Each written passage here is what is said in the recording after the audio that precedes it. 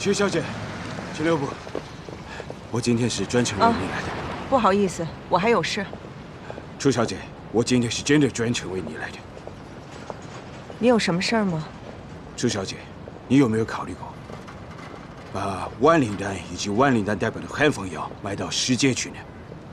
当然有，但是不会和日本人合作。啊，楚小姐，关于一种倾向的事情，确实有许多杂音在里面。我也能理解你的心情，但是你呢，也别先忙着拒绝我。先看看我们小村家族为你准备的合作条件，我相信一定会让你感动，也一定会让你心动的。不用，小村先生，你们日本的军队正在侵占我们的国土，你想想，我可能跟你合作吗？楚小姐，和我们合作可不是仅仅为了出路，那也是生路。你这是在威胁我吗？我只是在提醒你。你们中国人呢，勇于死斗，怯于攻战。只要我们日本集中优势兵力，3个月以内一定会击垮中国军队。作为一个生意人，楚小姐，你应该提前预判，并且为将来布局吧。小村先生，如果中日双方必有一战，那最后的胜利只能属于中国，这就是我的预判。还有，你的领带歪了。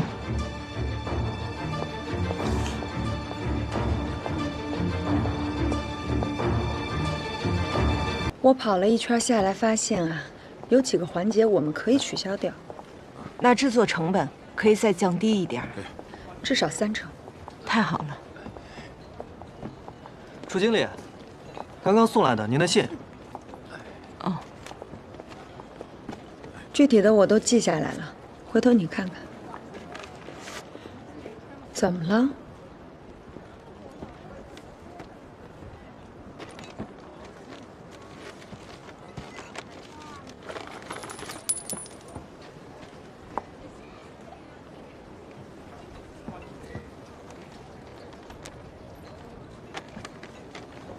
这是个匿名信啊！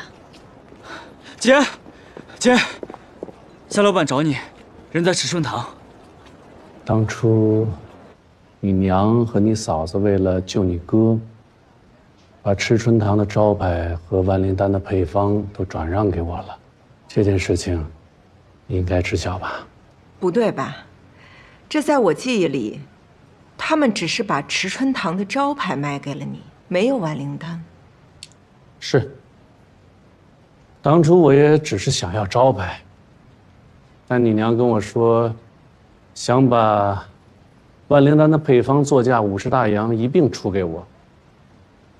我其实并不太想要，但你娘言辞恳切，我一心软，就多付了50大洋，也一块儿买下来了。老高和易大金当时都在场，他们可以作证。我跟娘去那个守元药庄找了那个3掌柜，本想着吧，抬抬价儿的，结果你猜怎么着？他好像知道咱们家急用钱，死活就给180个大洋。可惜那万灵丹的方子没人买，不然还能给你凑几个钱。那如果这件事是真的，那我娘和我大嫂为何从来在我面前没有提起过呢？还有我大哥，他把万灵丹的配方传给我的时候，也是一字未提啊。有，从没提过。对。啊。这就是你的家务事了，我无从知晓。又或许，是他们跟你说了，楚小姐忘了。也或许是夏老板一时兴起，杜撰了一段往事。看来楚小姐是不打算认这个账了。这子虚乌有的账，我为何要认呀？没关系，凭证都在。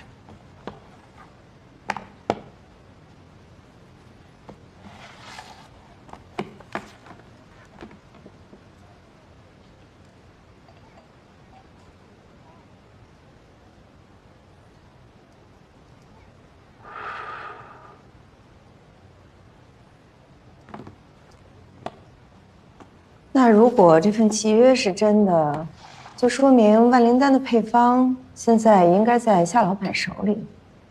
那夏老板今天是为何前来呢？是这样，当初这配方呢，只掌握在你哥手上。立约的时候，你哥又被拘押着，你娘收了钱，但没法把配方给我。可后来你哥出狱了，但我又因误信下属之死，无暇顾及此事。再后来，生意繁忙，彻底把这事儿给忘了。这不前段时间吗？老高逃难来上海，把首元药庄的一些文件也带了过来，这才想起此事。那这么说，夏老板今日来是为了讨要配方的。虽然说事隔这么多年，但还好，凭据都在。这次来找楚小姐呢，是想把配方交接一下，方显契约精神。夏老板的这份凭证虽然完好，但却很难让我相信。你娘的手印，你都不认？我娘已经去世多年了，这手印的真假根本是无法考据的。好，那你嫂子的手印呢？还有夏老板他老高的手印，以及安科堂雷玉婷的手印，难道还能有假？做一份假的凭证，能有多难呢？你这个女人，哎，红念，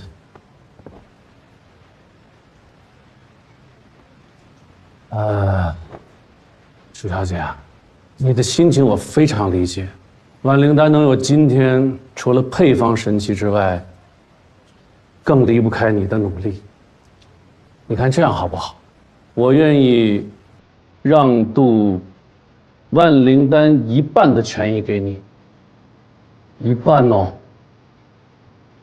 我已经拿出最大的诚意了，我也希望看到楚小姐的诚意。我的诚意，我的诚意就是万灵丹是我们楚家的，和你1分钱关系都没有。如果是这样的话，咱们只能法庭见了。悉听尊便。好。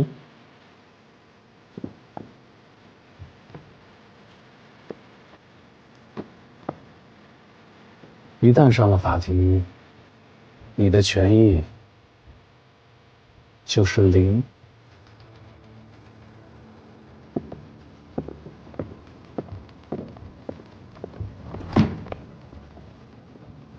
行了，见好就收吧，别闹到最后什么都没有了啊！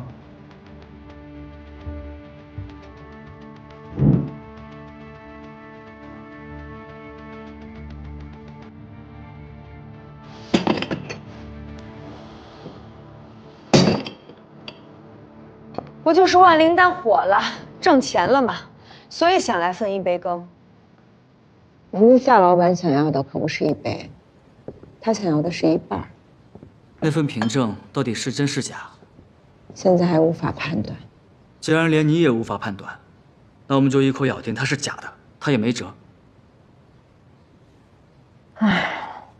现在1大金下落不明，但是夏元和高千亿的手印应该是真的，就怕是法院的裁定可能会偏向他们。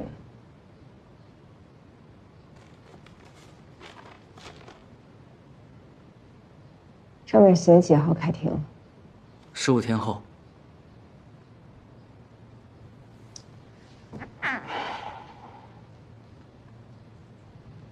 哎，二妞，你帮我个忙，去找一趟周燕儿，就算是他不愿意作证，拿到他的手印也行。没问题。陈慧，你去帮我订一张明天去北平的车票。好。你要回去啊？我想回趟齐州。如果我大哥手上还留着当年的凭证，那一切都因人而解了。回去之前，我还得再见另外一个人。好，幸会幸会。哎，高先生，楚小姐，您怎么在这儿？我在这儿等你。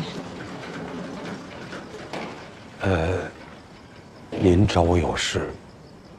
我想跟您详细打听一下，我娘当年卖池春堂招牌的详情。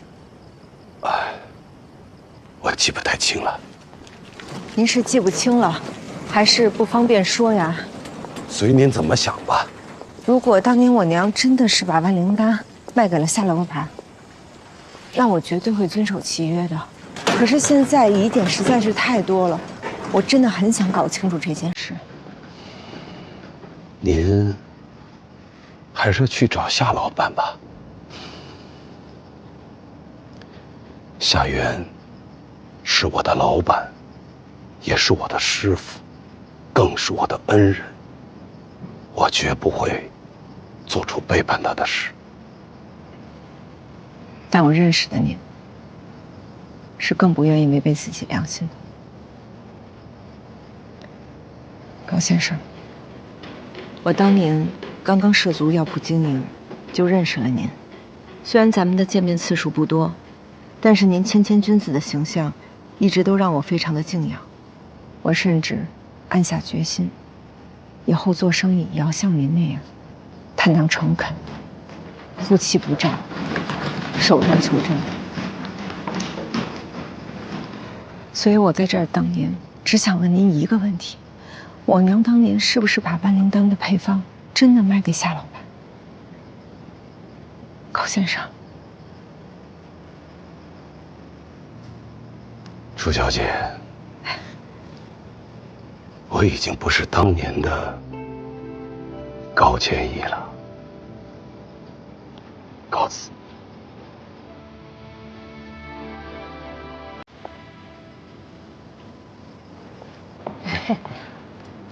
吃回先吧。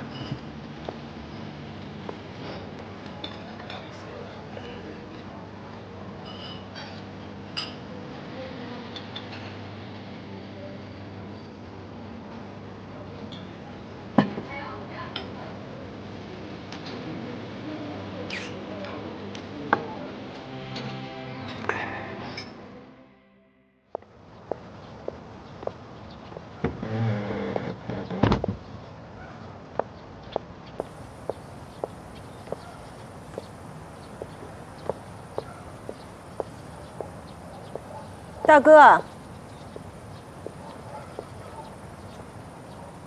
韶华，哎呀，我的韶华回来了。大哥，还好吗？我好，我好得很呢。小宝呢？他在当学徒，1周回来1次。宋平呢？他在王掌柜那儿。你怎么突然回来了？华北现在的局势越来越不好了，我想带你们去上海。另外呢，还有一件特别重要的事儿。没有的事儿。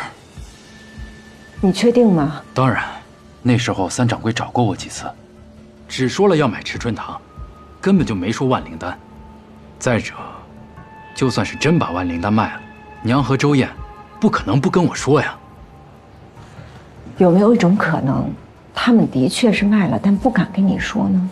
不会，那个凭证我都看过，上面只写了池春堂的招牌，根本就没写万灵丹，而且只卖了160大洋，根本不是什么180大洋啊。那个凭证现在在哪儿？你还能找到吗？哎呀，这都快20年的事儿了，去哪儿找去？大哥，要不咱们就再找找。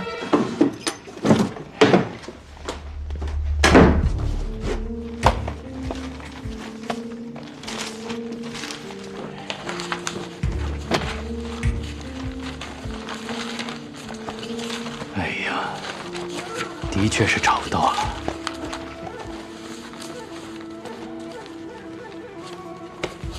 哥，那家里还有没有娘生前的手印啊？没有。那周燕的呢？也没有。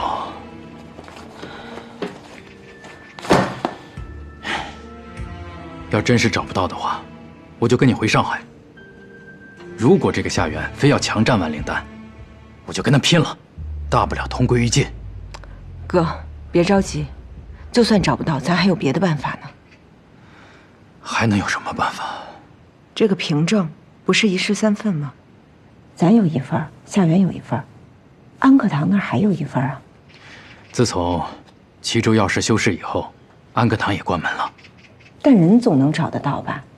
只要咱找到雷玉婷，那这事儿就还有希望。雷玉婷，民国19年就死了啊？怎么会这样？那大爷，安克堂以前的那些契约这儿还有吗？都在里边堆着呢。那我们能进去看看吗？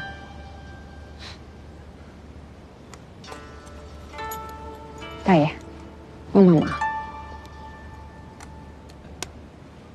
跟我来吧。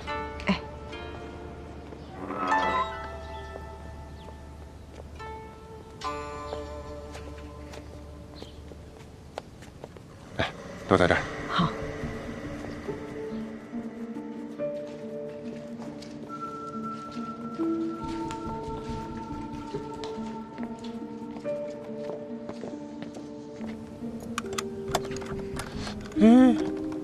是这把钥匙吗？别搞错了。不会错啊，上个月就用这把钥匙开的这道锁呀。哎呦，开了。好。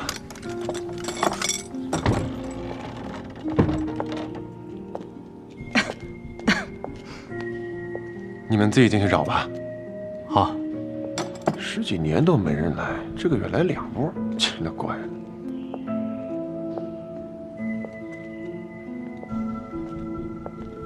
要不这样，哥，你去那边找，我在这边找，咱们先从民国5年找起。好。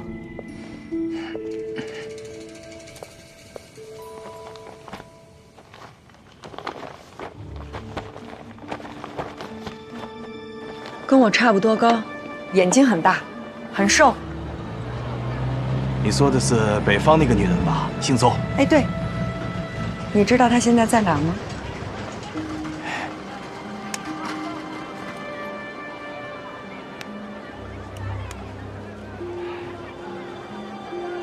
死了。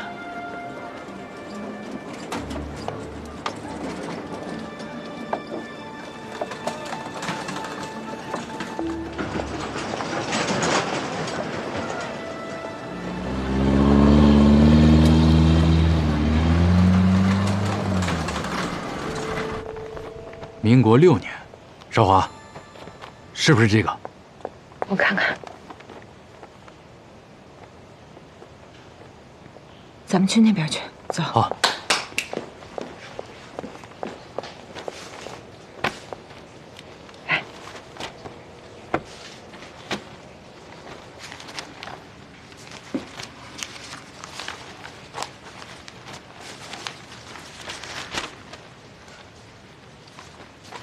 哥。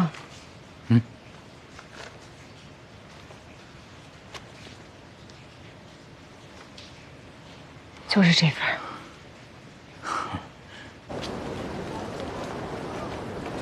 现在眼下的状况对少华非常的不利，必须把水搅浑。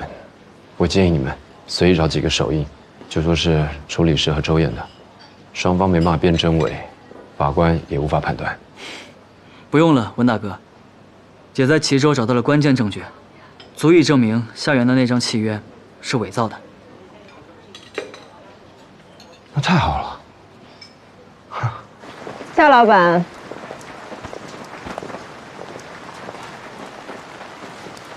楚小姐，现在改主意还来得及。夏老板，真的假不了，假的也真不了。可这要一开庭，万灵丹可就全归我了。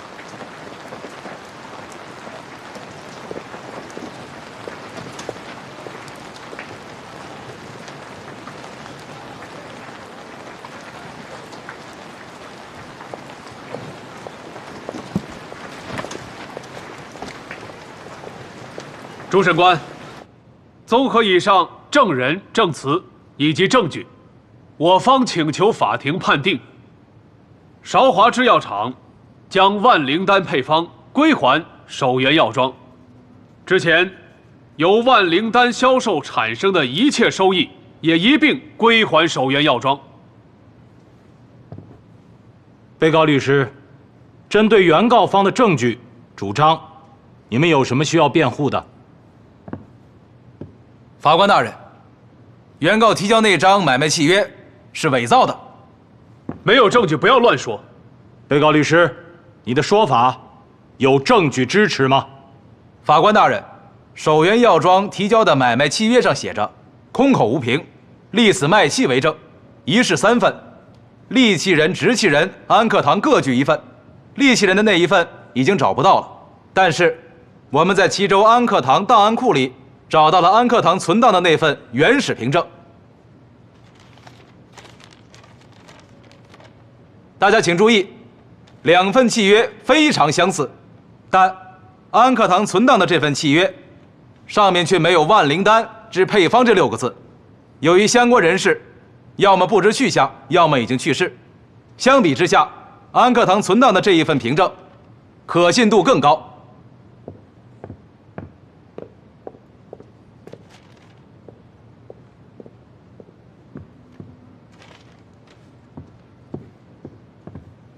法官大人，我方请求仔细核查被告提供的证据。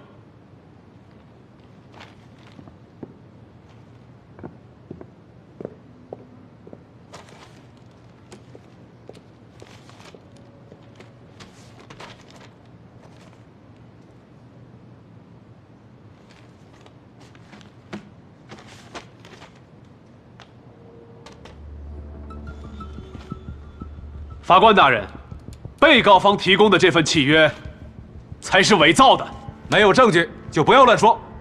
夏元和高千亿的签名和手印，根本就不是他们2人的。你要是胡说八道，小心我揍你！6个按手印的人中，3个已经去世，1个下落不明，但是夏元和高千亿却依然健在，并且就在法庭上。我方请求现场对他们进行指纹鉴定。鉴定就鉴定，谁怕谁啊？10几年都没人来，这个月来2波，奇了怪了。楚小姐，同意现场鉴定吗？不用了。为什么？我们上当了。上当了？我们从安克堂拿回来的那份契约，应该是假的。怎么可能呢？我认为是夏元提前拿了一份假契约送到档案库，就等着我们去拿呢。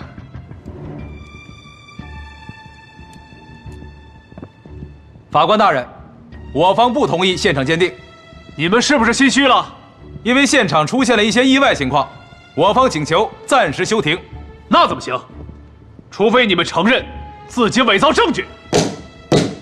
安静，请证人高千亿。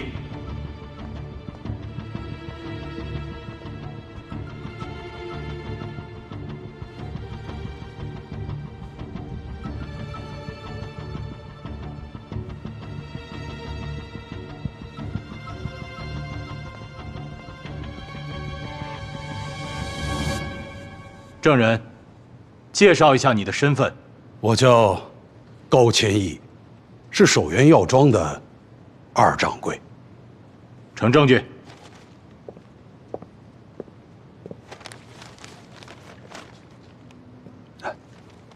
取指模。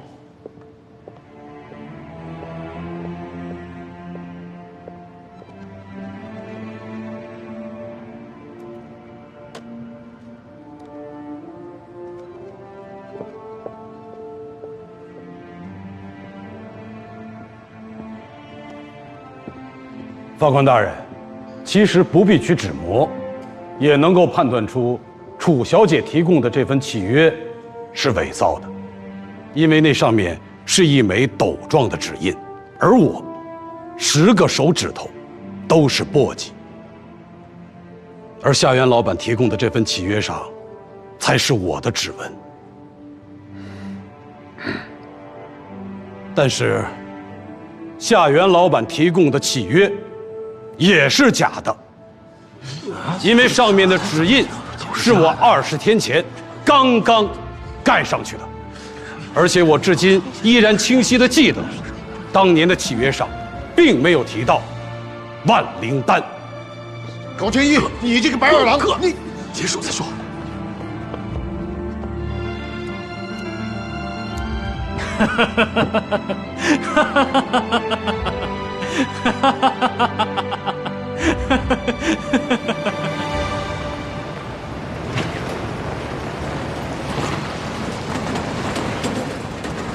高先生，谢谢你。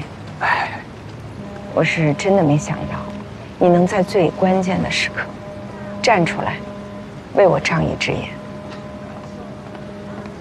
其实啊，夏元当年买走赤春堂，手段就很下作。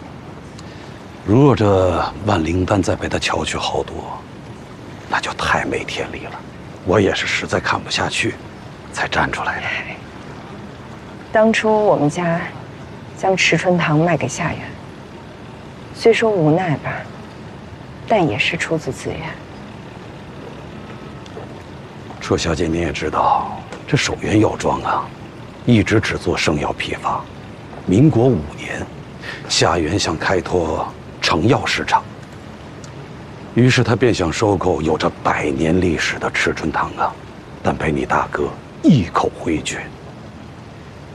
与此同时，这关东帮和齐州帮为了控制齐州药市的控价权，打了数年，难分高下。于是这夏元便想出了这一石二鸟之计。他先让易大金用假黄旗调包了关东帮的真黄旗，以此损伤关东帮的信誉和声誉。然后他又找人用调了包的真黄旗卖给你大哥。哟，这么早就送过来了？随后他又以帮助查案为名，把你大哥人赃并获，并交给关东帮的杨三爷处置。由此，他便收服了杨三爷。而你大哥为了买下所有的真黄旗，欠下了高利贷，导致你楚家最终只能将赤春堂转让给了守元药庄啊。原来这一切都是夏元在后面操作。正是。不过此事还有个插曲，这易大金原本是让小武去揭发关东帮卖假黄旗，当该他出现的时候，他却失踪了。最终是你发现了黄旗有假，戳穿了此事。也正因为如此，之后才在杨三爷那里解脱了少忠啊。哎，这小武却因为此事被罚了半年的薪水，他心中不忿，便卷了一笔钱逃了。二妞的命运就这样被改变了。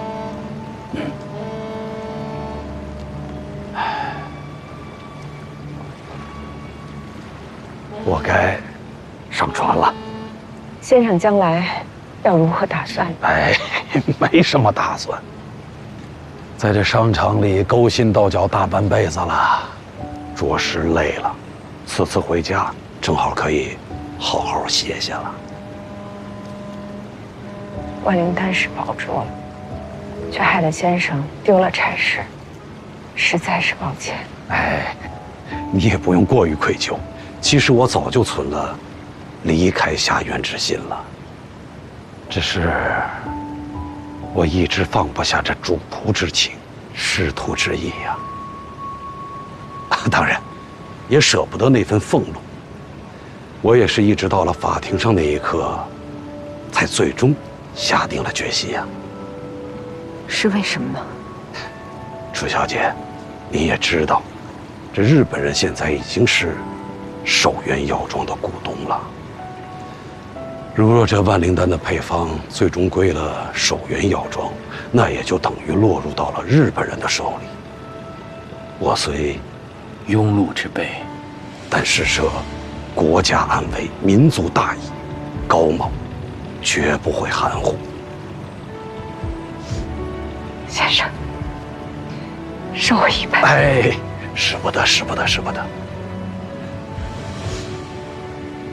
先生如我，将来还想出山，石春堂的大门永远向先生敞开。楚小，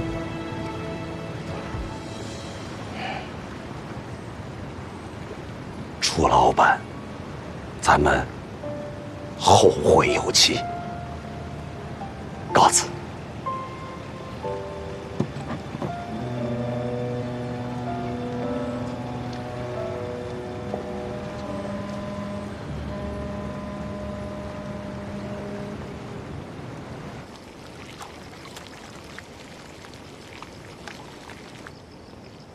馄饨啊，谢谢您。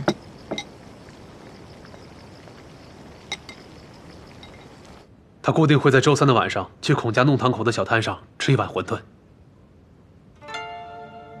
一个人？是，我去看过了，那个路口晚上人很少，动手也方便。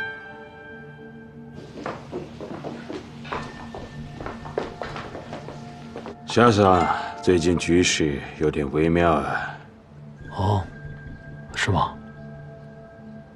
前2天，蒋介石在日本经济往来的杂志上发布了一篇文章，其中有这样一句话：中国对日本的妥协退让，毕竟有一定的限度。此外，他还让驻日大使蒋作斌转告我们大日本帝国政府，当中国政府被逼到无法忍耐的时候，将不惜一切代价与侵略者作战。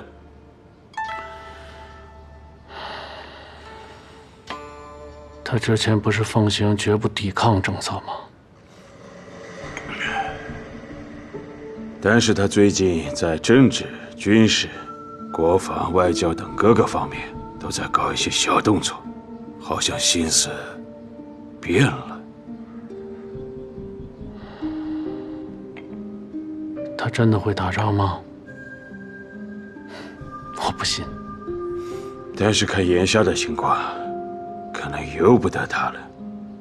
我判断，中日之间的战争已经不可避免，所以你必须赶在中日正式开战之前，拿到我们想要的东西。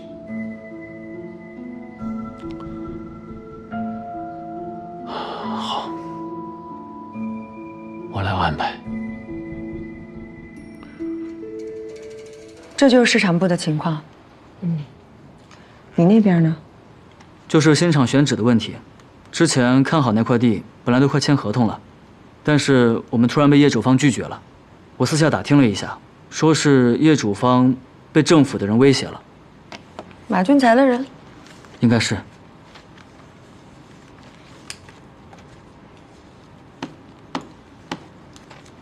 不如我们把眼光放远一点。我觉得西南可能是不错的选择，不一定非得局限在上海或者南京。我马上着手。好。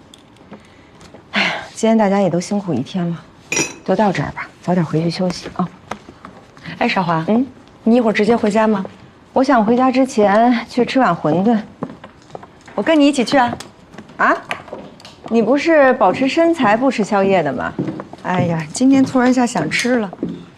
平常都是你一个人，今天咱俩一块儿，行吧？哎，春慧，那你去吗？我一会儿还要去工厂一趟，我就不去了，你们去吧。好，那我们走了。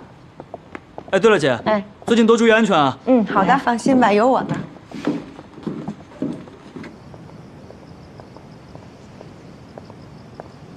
就在那儿。今天人挺多的。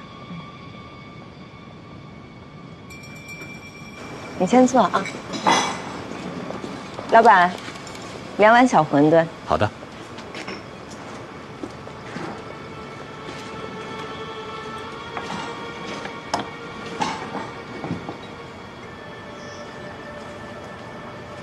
有什么不对吗？啊，我最近老觉得有人在盯着我。会不会是马俊才的人啊？难说。谢谢啊。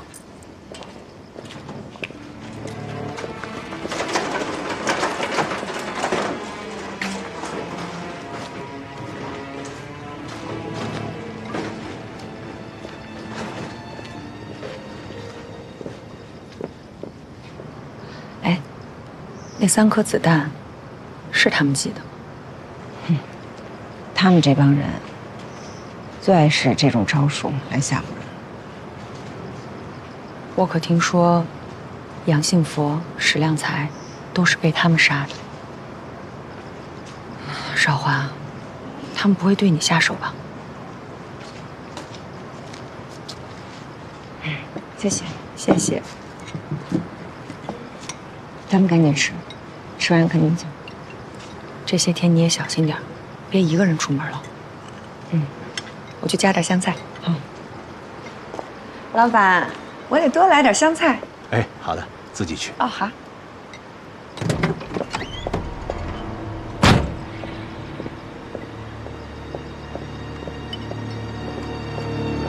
少华，小心！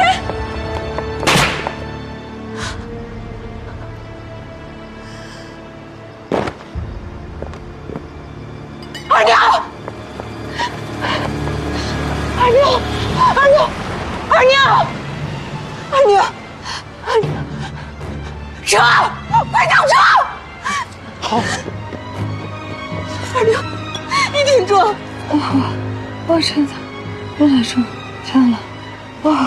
我疼，我马上带你去医院啊！你挺住！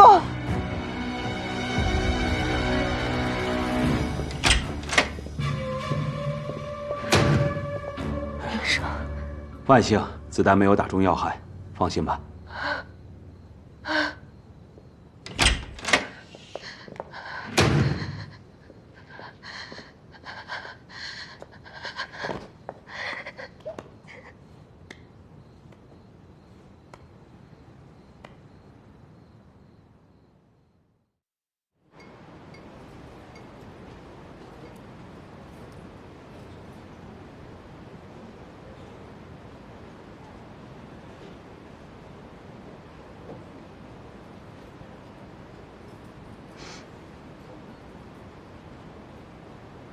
醒了。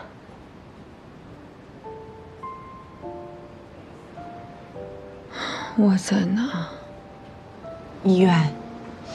医生刚刚给你做了手术，子弹已经取出来了。他们真开枪。还好你没事。不过医生说你失血过多，得好好休养啊。你没事吧？没事，但是你差点。你明明知道他们要杀人了，你为什么要冲过去？为什么不躲？如果换作是你，你也会冲上去的，对不对？我不知道。没有你那么勇敢。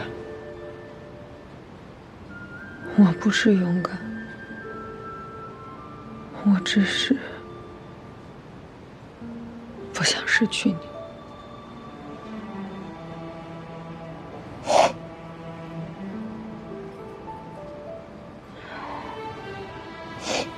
阿牛，谢谢你。咱们姐妹之间不说这个。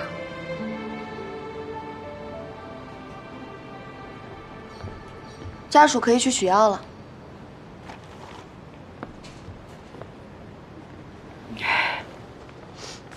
你再睡一会儿啊，我去给你取药。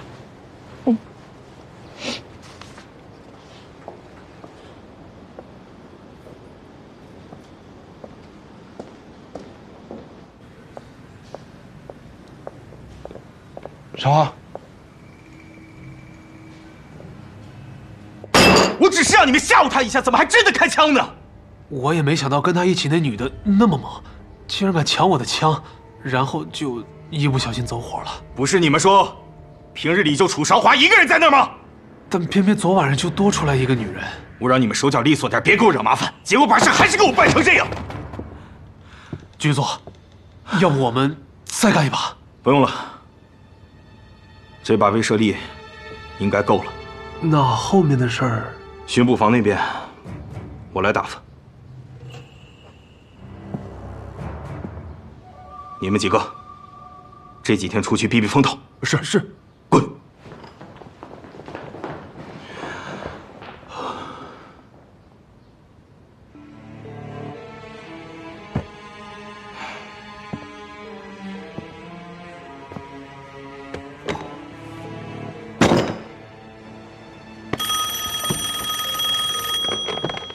喂，你好，楚小姐，我是马俊才。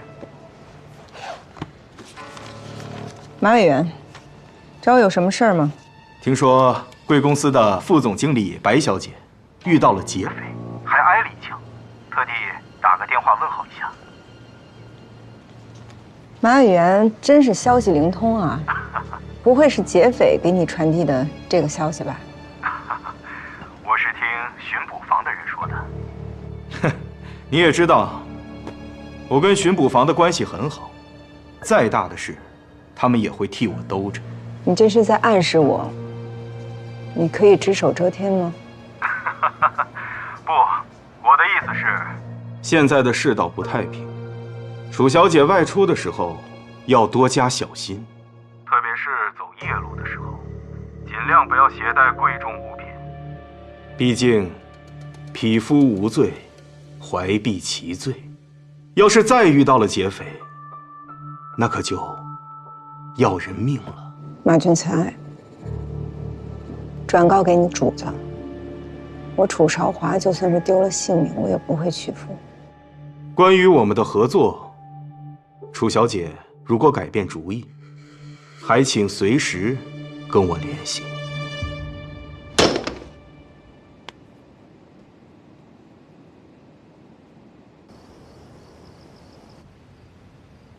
你和白冰心同进同出，我忍了。你让我不顾体面，大闹一场，赶走白冰心，我也帮你做了。没想到，你不仅要赶我出门，连你自己的亲生儿女你都不要了。为什么？我有我的计划。你的计划就是钱吧？淑芬，在这个世界上，你可以不相信任何人，包括我，但是你一定要相信钱。我给你的钱，足够你还有孩子下半生衣食无忧。是啊，也只有钱了。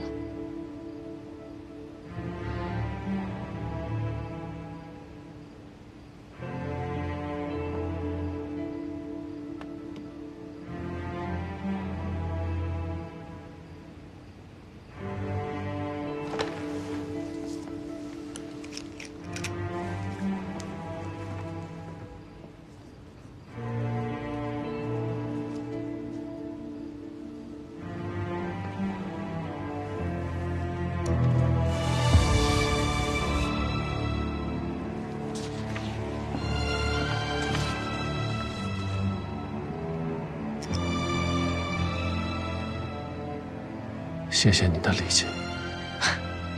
理解？我只是看透了。这么多年，你从来就没有爱过我。当初娶我，不过是因为我有一份丰厚的嫁妆。这几十年来，我辛苦付出，但在你眼里，我不过是替你尽孝的丫头，打点家务的管家，生儿育女的工具罢了。不尽然，我们还是亲人。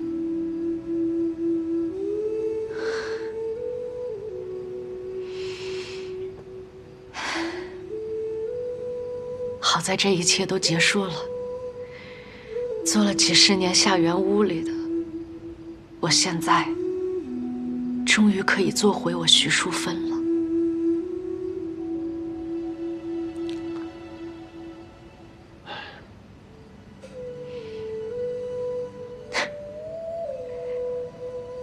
谢谢。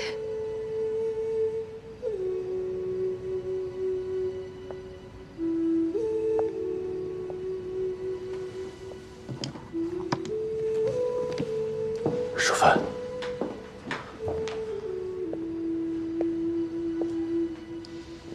照顾好孩子，照顾好自己，看好你手上的钱。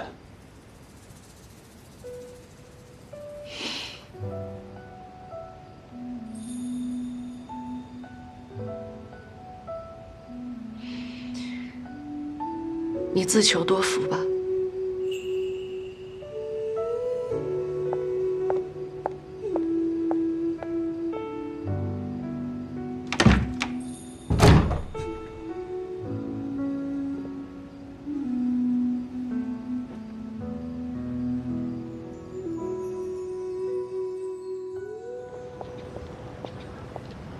其实都不用扶着我了，我今天觉得有劲儿多了。韶华，我来看看你。感觉你今天的状态比昨天好多了。是啊，医生说我明天就可以出院了。哎，你去忙吧，我来陪他。好。哎呀，我都已经迫不及待想回药厂工作了，真待不住了。二妞，你可能暂时不能回药厂了。为什么呀？我也要出去躲一躲。怎么了？你这次枪击的事件，巡捕房结案了，说是遇到了流窜的劫匪。哎呀，这案怎么解的呀？明明就是马俊才的人干的。马俊才倒是不避讳，他就直接威胁我，如果我不跟他们合作的话，他们是绝对不会罢手的。看来是他们铁了心了，一定要拿到万灵丹的配方。二妞，这次是你为我挡了一枪，不然的话，我早就身语不测了。但是，下一次我还能不能这么幸运，我也不知道。咱们去告他们，天下这么大，我就不信了没有咱们讲理的地方。二妞，我就怕还没到讲理的那一天，我人就不在了。呸！不许胡说！我不怕死，我只是怕我死了之后，万灵丹就从此失传了。韶华，你不会有事儿的。二妞，你是我在这世界上最信任的人了，所以我想郑重的拜托你一件事。你说。我备份了一张万灵丹的配方，我想交给你来保管。交给我？我能信任你吗？当然能。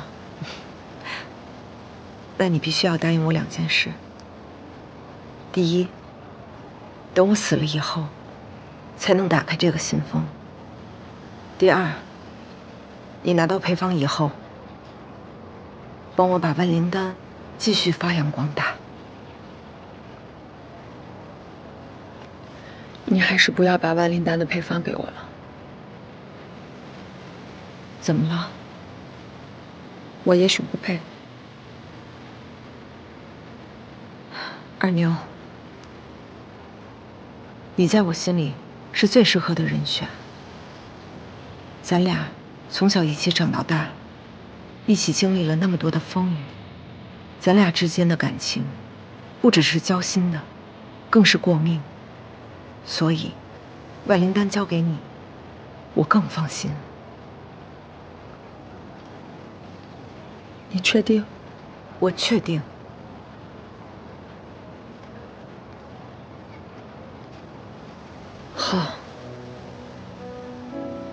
那我希望我永远没有机会打开这个信封。这样就好了。以后不论我遭遇什么，我都能安心了。韶华，你吉人自有天相，你不会有事儿的。对了，池春堂那边还有事儿，我得赶紧回去。好，你去忙。明天见啊。明天见。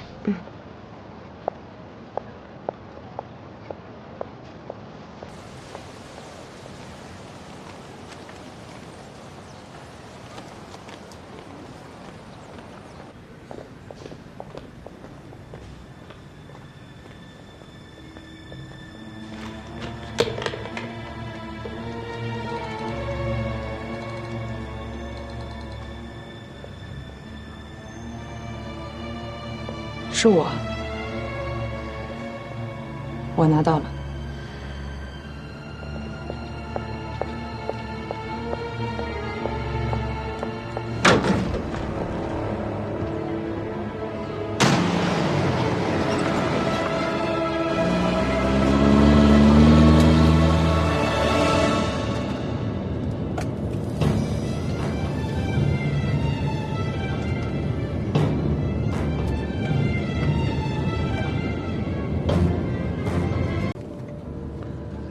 这是我和淑芬的离婚协议。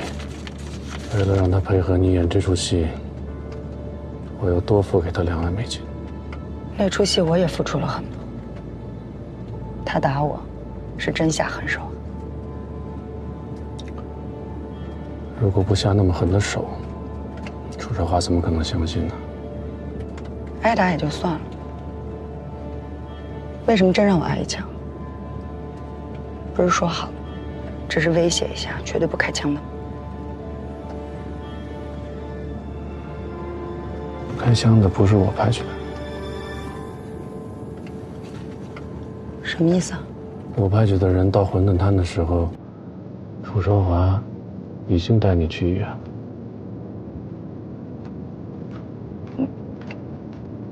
那些人真的是马俊才派去的特务？应该是。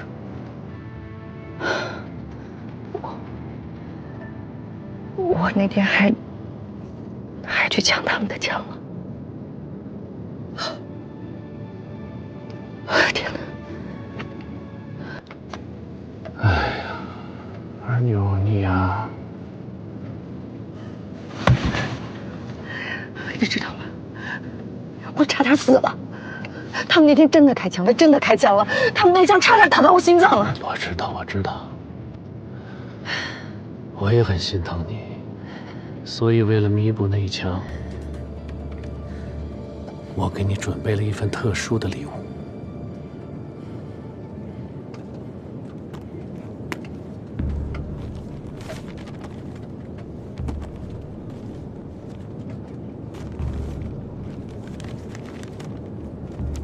本人夏元，心目白冰心小姐风采无双，请求与之结为夫妻。为表诚意，本人郑重承诺，以守元药庄之30%股份作为聘礼，赠与白冰心小姐。二妞，下个月你将是夏远夫人了，同时，你也将成为上海最富有的女人。为什么只有30%？你不是已经答应我，要给我1半的？那至少也得有4到5成吧。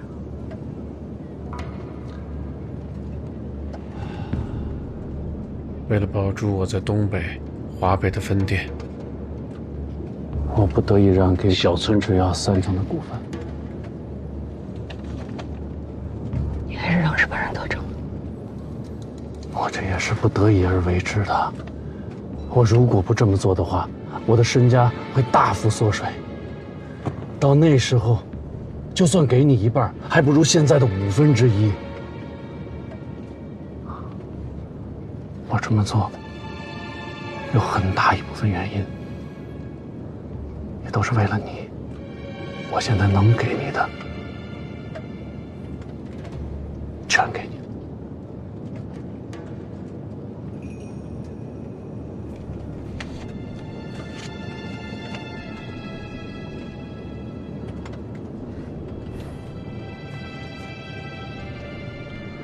还是不相信我？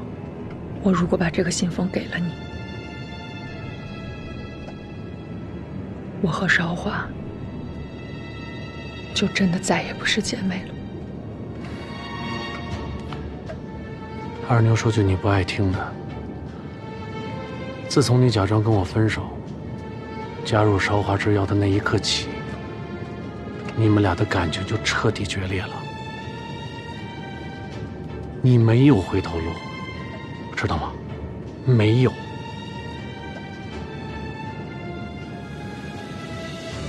但是我清清楚楚记得你曾经跟我说过，你要超越楚韶华，对吗？你亲口对我说的。那现在就是最好的机会，咱们有配方，再加上我的实力，我向你保证，不久的将来，你将成为全中国，乃至全世界最有势力、最富有的女人。亲爱的，正是你的野心，正是你的欲望，不能有杂念啊！配方我可以给你，但是你要答应我2件事情。说。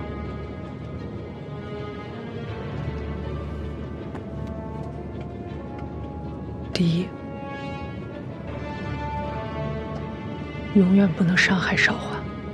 第二，配方只能在我和你手上，绝不能给日本人。亲爱的，这么好的宝贝，只属于咱们2个，我怎么可能让日本人跟咱们分享呢？啊？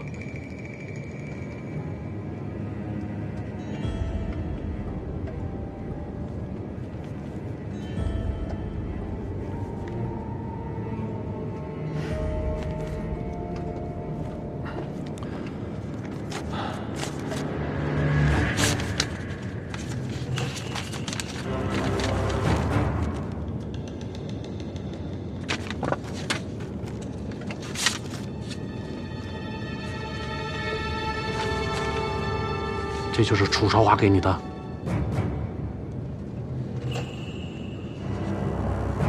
自己看看。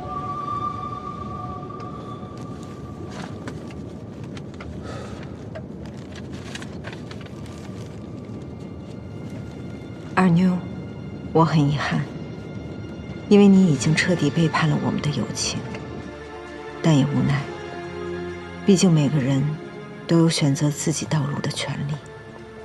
随信附上一张支票，你当初为支持我创业，翻倍买下我的房子，我再补偿你8万大洋，算是对我们这一世姐妹情的交割。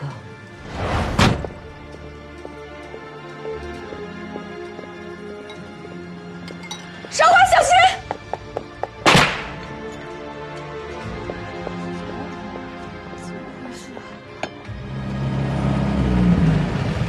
走。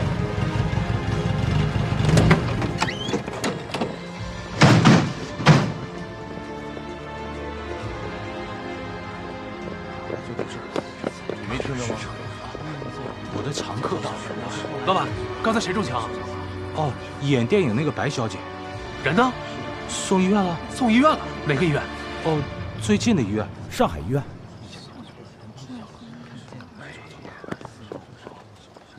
这人都送医院了，咱们还演不演啊？咱们接到命令，可是千万不能开枪的。是啊，不就是让白小姐救救楚韶华，做做样子吗？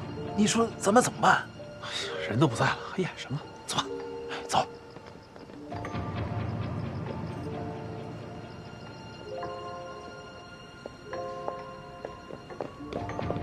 韶华。